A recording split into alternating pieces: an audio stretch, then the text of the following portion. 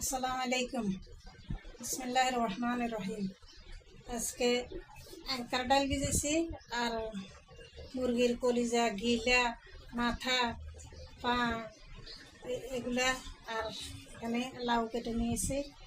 সব কিছু কেটে রেডি করছি। এখন এগুলা দিয়ে আঙ্কার ডালগুলো রান্না করব। এখন আমি বসাই দিতেছি।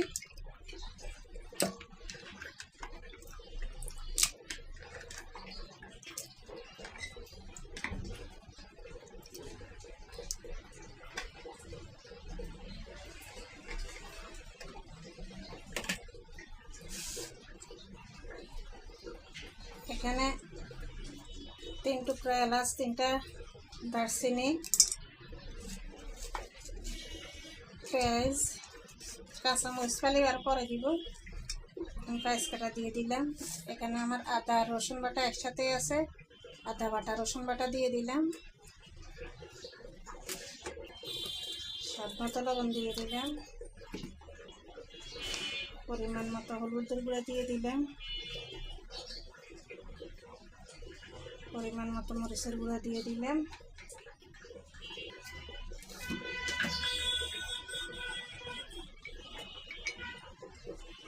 পরিমাণ মতো জিরার গুঁড়া, ধনিয়ার গুঁড়া দিয়ে দিলাম।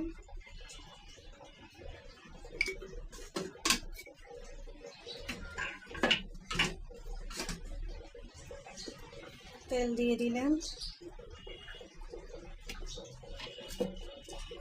এখন পানি দিয়ে আমি একটু কষাই নিব।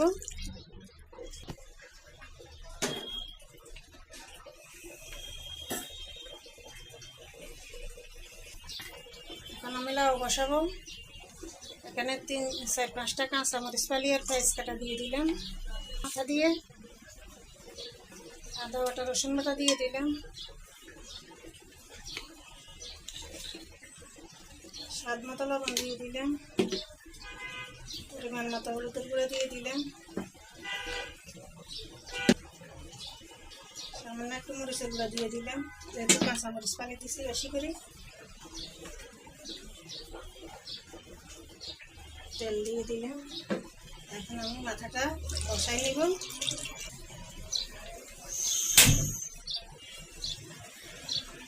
মাথাটা এখন কষাই নিব।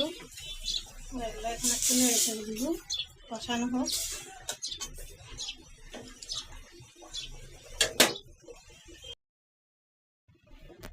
এখন আমি এই কলিজা গিলা মাথার ভিতরে ডালটা দিয়ে দিব।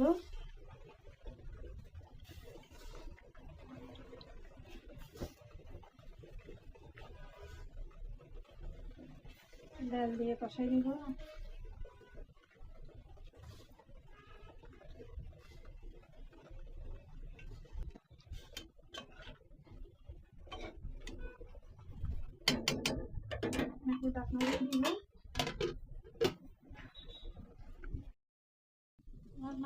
মাথাটা কষানো হয়ে গেছে। এখন আমি একটু পানি দিয়ে দিব লাউ রান্নার জন্য। এই পানির ভিতরে আমি লাউ রান্না করবো, আর পানি দিব না।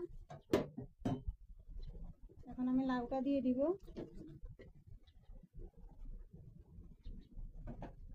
এই পাশে আমার ডালটা মনে কষানো হয়ে আসছে। এখন আমি ডালের ভিতরে পানি দিয়ে দিব।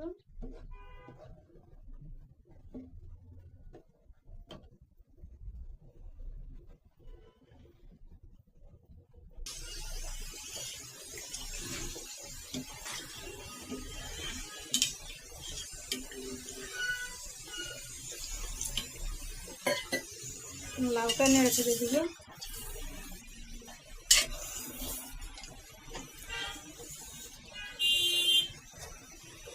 লাউটা আমি একটু ঢাকনা দিয়ে দিব।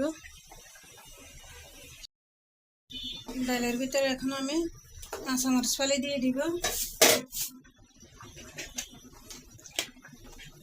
এখানে 5টা কাঁচামরিচ ফালি আছে, দিয়ে দিলাম।